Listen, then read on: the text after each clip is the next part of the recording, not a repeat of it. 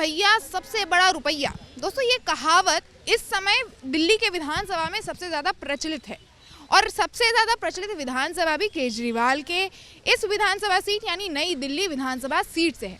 केजरीवाल हर बार यहीं से चुनाव लड़ते हैं, लेकिन इस बार कांग्रेस और बीजेपी ने उनके सामने ऐसे उम्मीदवार उतारने का खेला रचा है या फिर सोचा है, विचार किया है कि केजरीवाल इस बार डगमगा सकते हैं या नहीं, वो तो जनता बताएगी।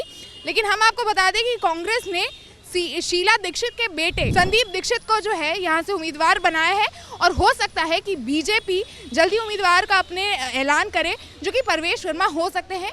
वो भी साहिब सिंह वर्मा के बेटे हैं, जो कि दिल्ली के सीएम रह चुके हैं। तो आइए, हम खड़े हैं दिल्ली विधानसभा में, न्यूज़ स्कूप की टीम पहुंची हुई है केजरीवाल के विधानसभा कॉन्स्टिट्यूएंसी में। हम जानेंगे यहाँ की जनता से उनकी राय, आने वाले विधानसभा में ये किसको चुनती है, किसकी फिर से सरकार बन सकती है। ये महिलाओं को पैसे बांट के दिल्ली में कोई सरकार बन पाएगी? नहीं, पैसे ले लेते हैं लेकिन वोट नहीं देते। नेताओं को जितना मर्जी दे दो वो कम है, ठीक है। उनको सब चीज़ें माफ़ होती है, उनको टेलीफोन बिल मिल रहे होते हैं, उनको एयर फेयर वगैरह सब फ्री होता है। हमें अगर बस फेयर भी कोई फ्री में दे रहा है तो हम उसे क्यों नहीं सपोर्ट करें। Kejriwal independently, Modi independently. They both very good, very strong people. So if they join hands, they can change India for whatever. You know, You are making an offer for both of the parties to make a गठबंधन। I don't know, whatever way they want. दोनों में से कोई एक party छोड़ दे। दोस्तों 2100 रुपए की धनराशि केजरीवाल सरकार ने सोचा कि वो ये रेवड़ी बांट के महिलाओं को अपनी तरफ आकर्षित करेंगे। उसी में परवेश वर्मा ने 1100 रुपए बांट भी दिए। अब इस पर राजनीति गरमाई हुई है। आपको क्या लगता है सर, ये महिलाओं को पैसे बांट के दिल्ली में कोई सरकार बन पाएगी? नहीं, इनका तो कुछ नहीं था। जैसे कि कुमार विश्वास थे, अन्ना हजारे थे, उनकी ईमानदारी की वजह से सत्ता में आए और ये भी अपने आप को बहुत ईमानदार महसूस लोगों में ये प्रदर्शित किया कि हम ईमानदार, लेकिन ये ईमानदार नहीं निकले और ये पैसे दे के ये वोट खरीदना ये माना जा सकता है, लेकिन उनकी ईमानदारी का पूरी जनता देख चुकी है और इस बार तो उनको नहीं लाना है। किसको लाना है फिर? इस बार तो भारतीय जनता पार्टी को लाना है। भारतीय जनता पार्टी ने पहले ही पैसे बांट दिए। नहीं, पैसे बांटना अलग बात है, क्योंकि योजना लाते हैं, लोगों को देते हैं, लेकिन भ्रष्टाचारी तो भारतीय जनता पार्टी नहीं करती। क्यों? आपको सबको पता है, उन्हें शराब जनता को सब पता है। अब हम क्या कहें, शराब घोटाले में कितना क्या हुआ, जेल गए, वो किया, वो तो सब लोग जनता जानती है और समझ चुकी है कि रेवड़ी बांट के और सत्ता में आकर और उनको क्या ज़रूरत थी ऐसे, जब ईमानदार हैं कि हम बंगला भी नहीं लेंगे, हम गाड़ी भी नहीं लेंगे, और ये इधर एक तरफ ये कहते हैं कि हम बंगला नहीं लेंगे, गाड़ी नहीं लेंगे, हम ईमानदारी से काम करेंगे, और एक तरफ शराब घोटाला इतना बड़ा करते हैं। ये क्या है? अच्छा सर, आप ये पहली बात तो इसलिए तो नहीं कह रहे कि वो सिर्फ महिलाओं के लिए योजना ला रहे हैं और पुरुषों के लिए कोई योजना नहीं, ऐसी बात नहीं है। महिलाएं हमारी बहनें हैं, अच्छी बात है, लेके आना चाहिए। और उनको महिलाओं को तो सभी की बहनें होती हैं, सबसे पहले बहनों को करते हैं। जैसे मध्य प्रदेश में किया लाडली बहना और लाडली लक्ष्मी, और ऐसे कई भारतीय जनता पार्टी भी लेके आ रही है, महाराष्ट्र में भी दे रही है, मध्य प्रदेश में भी लाडली बहनाओं को 1200 से 1250 रुपये दे रही हैं। तो बहनाओं को तो करना चाहिए, अच्छी बात है, लेकिन आप भ्रष्टाचारी करके लेके कहीं कुछ करो तो ये नहीं है। और विकास भी उतना दिल्ली में हुआ नहीं है। विकास नहीं हुआ। आपके घर में कोई माँ मतलब लड़कियां हैं? कोई कितनी महिलाएं हैं? हैं, 1-2 महिला हैं। अच्छा, तो आप चाह रहे हैं कि केजरीवाल नहीं आके बीजेपी आए। तो दोस्तों ये तो चाह रहे हैं कि बीजेपी आए, बाकी और भी जनता से पूछते हैं कि उनका क्या राय है इस मुद्दे को लेकर। कांग्रेस भी बाकी है, आम आदमी पार्टी के बारे में तो खैर आपने सुन ही लिया। क्या नाम है सर आपका? सोनू शर्मा। दिल्ली के ही रहने वाले हैं? हाँ जी। वोट देते हैं यहाँ पे? हाँ जी। अच्छा, क्या लगता है इस बार कौन जीतेगा दिल्ली में?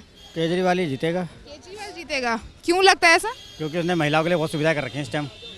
आप तो महिला नहीं है ना, आपके लिए क्या सुविधा की, आपके लिए क्या सुविधा कर?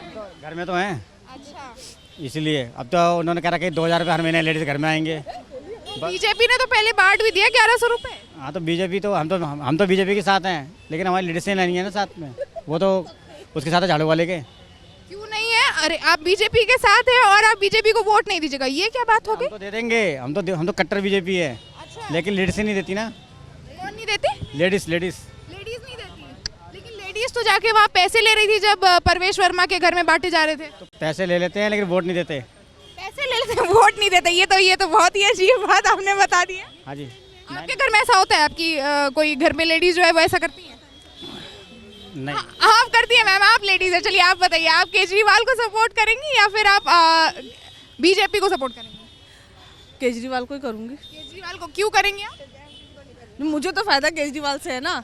बीजेपी जो करती है वो नेताओं को करती है। आप लोग नेताओं को जितना मर्जी दे दो वो कम है, ठीक है। उनको सब चीज़ें माफ़ होती है, उनको टेलीफोन बिल मिल रहे होते हैं, उनको एयर फेयर वगैरह सब फ्री होता है। हमें अगर बस फेयर भी कोई फ्री में दे रहा है तो हम उसे क्यों नहीं सपोर्ट करेंगे? सर लेकिन मैम आपको नहीं लगता कि केजरीवाल जी जो बोल रहे हैं फ्री का बस, फ्री की बिजली, वो कई बार वो चीज़ सही नहीं रहती है दिल्ली के लिए? तो फिर मिनिस्टर्स क्यों नहीं सोचते, जो उनको फ्री का मिलता है तो वो क्यों नहीं छोड़ रहे उस चीज़ को, तो मैं क्यों छोड़ दूँ? अच्छा, तो आप अपने लिए सोच रहे हैं। तो बीजेपी भी तो इस बार बोल रही है कि वो भी करेगी, इस बार महिलाओं के लिए बहुत सारी सुविधाएं लाएंगी, जैसे कि 1100 रुपए बांट रही है अभी। बीजेपी बांट रही है? नहीं बांट रही है। परवेश वर्मा हो सकता है यहाँ से बीजेपी के उम्मीदवार रहे, वो अपने घर पे महिलाओं के लिए बांट रहे हैं। पर वो तो फिर एक वो लालच दे रहे ना।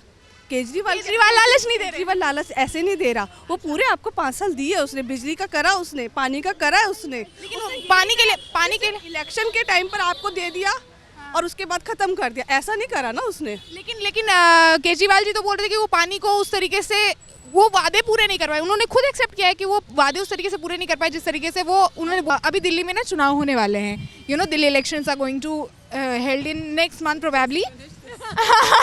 या okay, so what do you think कि कौन जीत सकता है इस बार?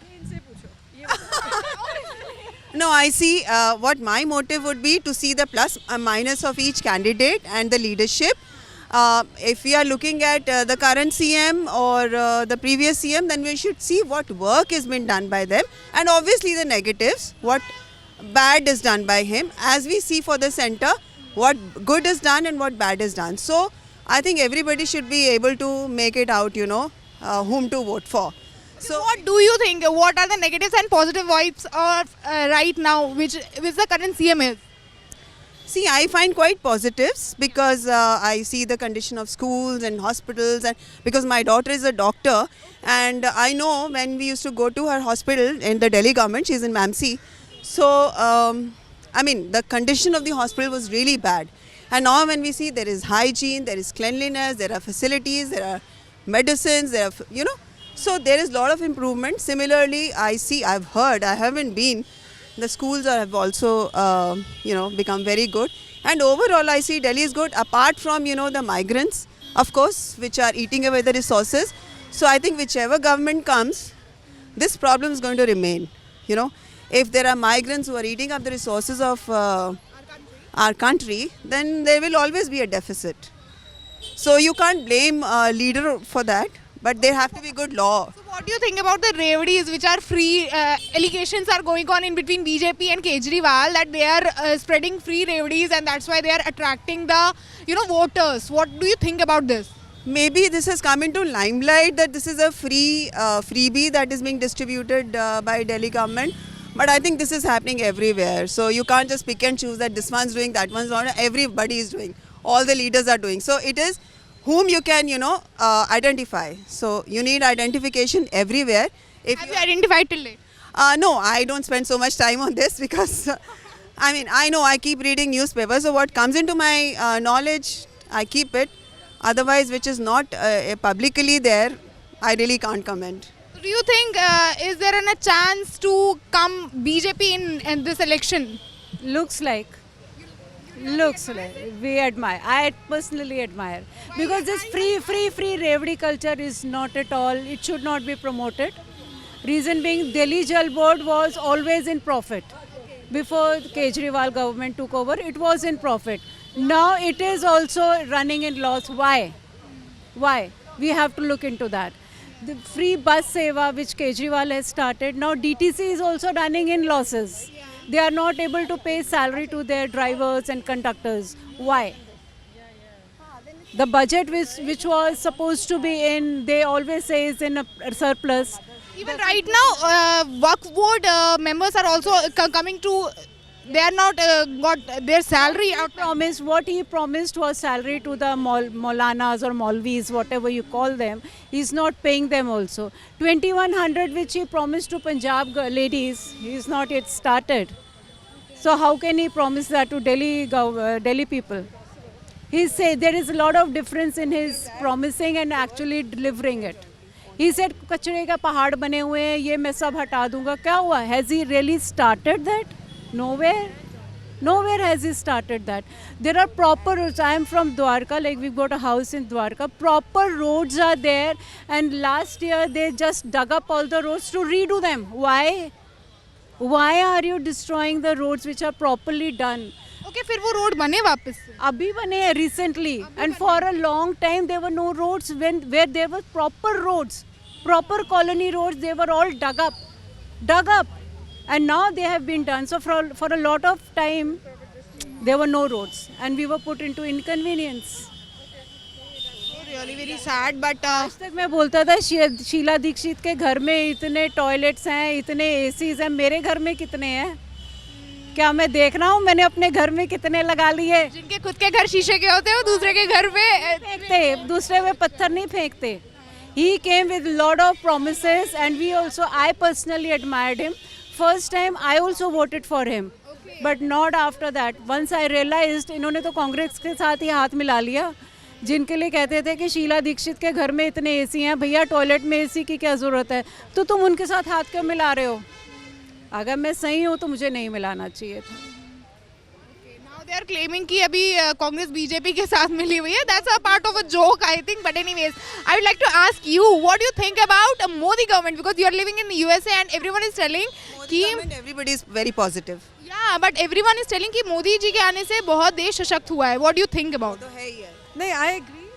Modi ji has done a lot, and there are a lot of good things, but I do feel that there are some negatives also. So we should not forget. For example, you can say for our I just feel कि I don't want to say that. No. No, it's okay. Okay. Raji, what do you think? I live abroad, so I don't want to say that. I feel that. No, I think there's a lot of struggle, whatever government it is. It's personally, I feel that even for Modi government, it's not very easy to sustain because they've been trying to get new laws. I'm a lawyer. So, they're trying to get some new laws, but which they are helpless. They are not supported by the opposition. So, I think there's a lot of struggle for Modi government. Apart from what they're doing, negative is due to this, because they're not able to perform. They have no majority. So, But they are in government now, so they are having a majority. No, but they don't have a major absolute say. So they don't have an absolute say that yes, we want to do this, so they'll do this. No, there will be opposition. So that is a negativity. They should have been given majority. This is a fault of our people who have not. I will solely attribute this to the people of India. So you firstly told that you want to appreciate Kejriwal government for the work, and you are telling central government में BJP ठीक है, but Delhi government में फिर ठीक है. I still don't say that. I say whenever you are picking up a leader, you see the positives and negatives. I never said Kejriwal is good or Modi is good. Yes, I appreciate. Yes, everyone's having negative and positive. So maybe if locally you are seeing, then you see your local councillor or whatever who's doing work for you. So it is all very subjective. Do you think if BJP or Congress is going to come next government, they are going to make more options for the Janta and all here? See, Congress stands nowhere. I don't know how this Congress comes in between. They stand nowhere. They've done nothing. They've dumped our India, and we should not consider them. And what I would like to, since I have a platform to say, I don't know whether it's going to be aired or not, but I would still like to say, that Kejriwal independently, Modi independently, they both very good, very strong people. So if they join hands, they can change India for whatever. I would really ask both of them to reconsider this rather than poking each other. They should stand together and change India for once. You know, You are making an offer for both of the parties to make a Gathbandhan. not Gathbandhan. I'm saying that they should maybe, I don't know, whatever way they want. तो दोनों में से कोई एक party छोड़ दे. नहीं ऐसा भी नहीं है, मतलब मुझे दोनों ही ठीक लगते हैं in their individual capacity because he is also striving hard to prove himself. Modi is also striving hard to prove himself. So both have caliber and capacity and strength to do it. So अगर दो strong चीज़ें मिल जाएं तो क्या ही हो जाएगा ये सोचो, हमारा इंडिया ही बदल जाएगा. बहुत बहुत धन्यवाद. Thank you so much. It was really very nice meeting you ladies. Like I wish for more long times to you visit all the guys. Thank you. चलिए दोस्तों, हम लोग अभी तो बात कर लिए, बहुत अच्छा लगा इन सभी से बात करके. बाकी आपने देखा किस तरीके से यहाँ पर की जनता हर पार्टी के बारे में अपनी अपनी राय रख रही है. आप क्या सोचते हैं दिल्ली के सरकार के बारे में, आने वाले विधानसभा चुनाव के बारे में? अपनी राय हमें नीचे कमेंट सेक्शन में लिखना बिल्कुल ना भूलें. धन्यवाद.